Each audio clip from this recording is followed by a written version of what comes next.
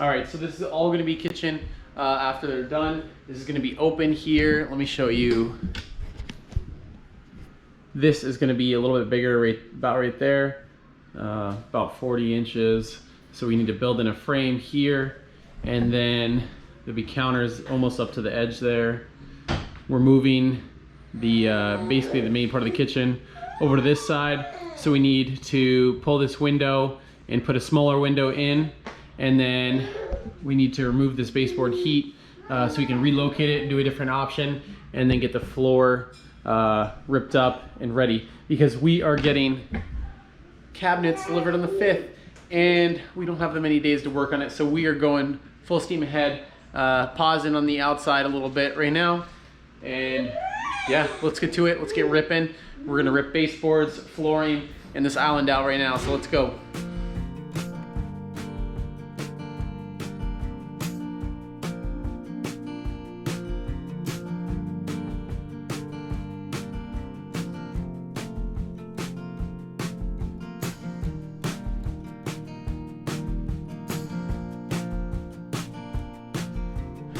All right, guys, so we just got the trim out, the easy part. Now the fun part, where we're gonna get this island out.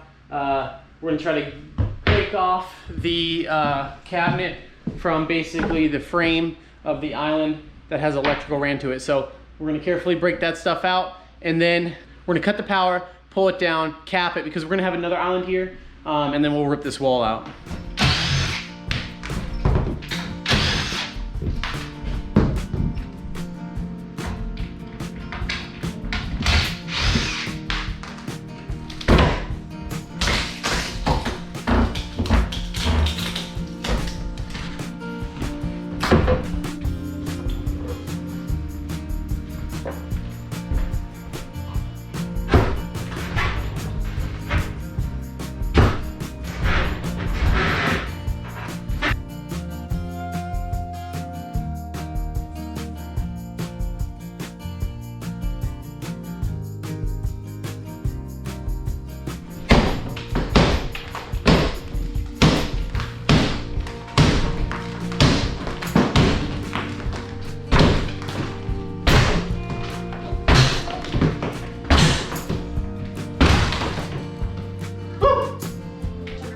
All right, guys, I'm super glad we're replacing this. This house is a foreclosure, and it sat for, I think, what, 2-3 years?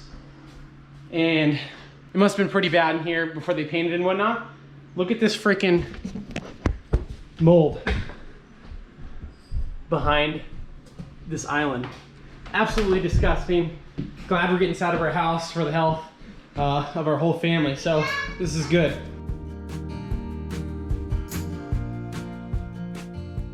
All right, guys, so island is out. It's looking a little bit bigger in here. What I'm gonna do now is I'm gonna move all this stuff this way. Got a small house, so we're trying to figure this out without completely moving everything out. So we're gonna move it over here, start ripping this laminate up. I know we're gonna have some water damage, because if you've seen our past videos, we had to replace the sill there. So I'm expecting some water damage there, but we also have to rip out that door and fill that spot in. So not a huge deal, probably 1 sheet of plywood, I'm hoping. But yeah, let's get to it. Let's go, baby.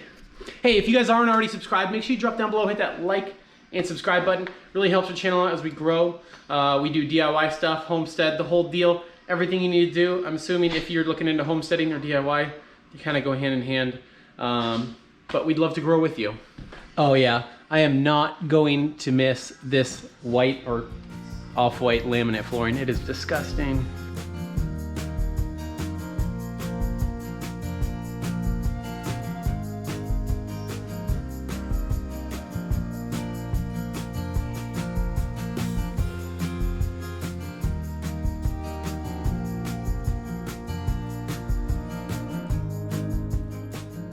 To go with our water damage theme, when I did the valley, it wasn't done correctly, so I got a little bit of water damage.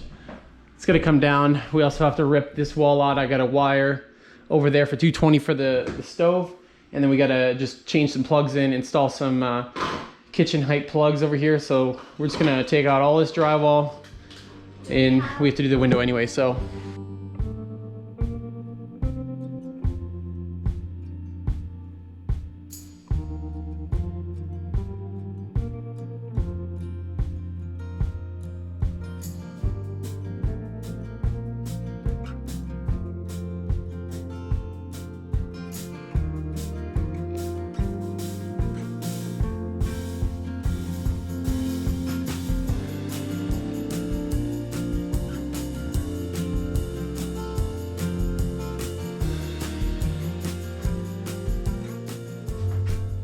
All right, first things first, we got to get this door ripped out. I'm just going to try to use a Sawzall to hit the perimeter and free it from the frame. And then we'll start getting framed out and ready for our new doorway.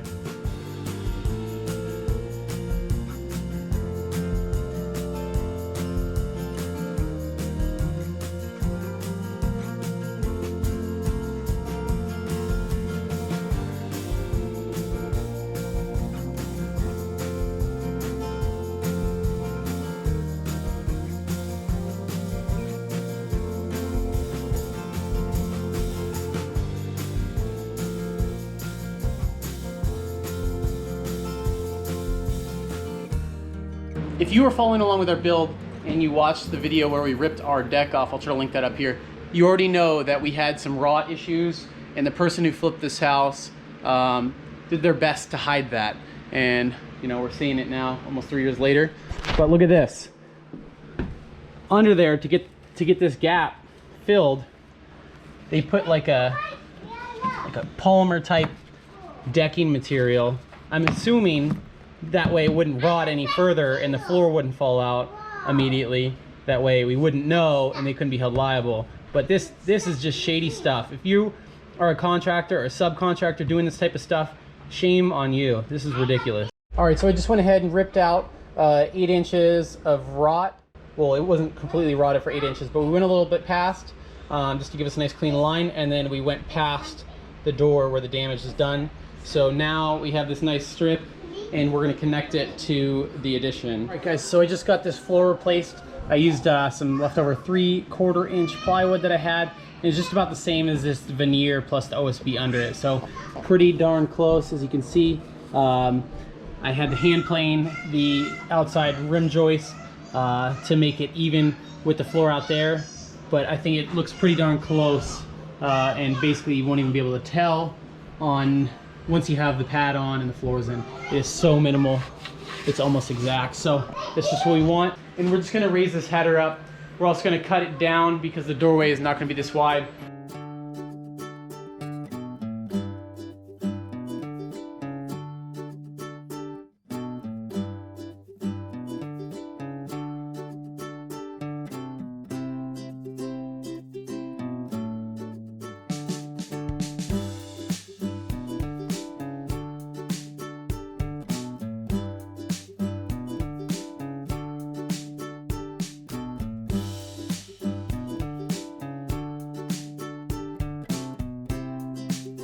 All right, so we got this all cleaned out, nice and ready down there. We have it marked out for how far the opening is.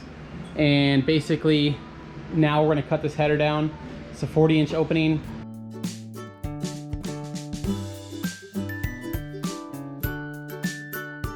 All right, guys, let's get this frame up.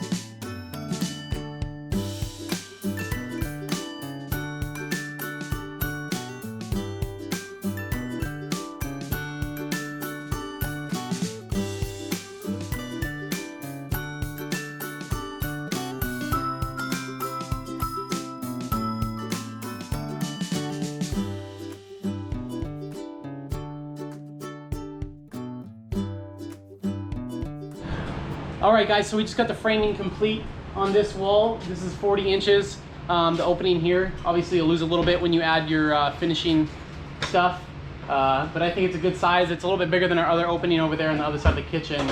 And it was nice that we were able to reuse this header, you know, save on time making that. All right, guys, on to the next thing. We're gonna rip out this window and get that reframed because we've got a window that's a little bit smaller. It's gonna sit above the counters.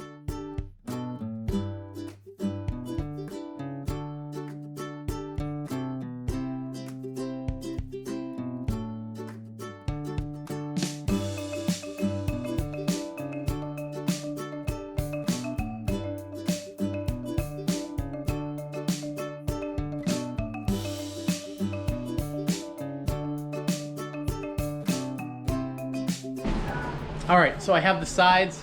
That's gonna bring it in a little bit, and then the sill plate already pre-cut, so let's get that done, and then all we have to do is the bottom. So we were tearing apart the rest of this kitchen, moving right along. I just tore down our microwave and exposed extremely shoddy, dangerous work.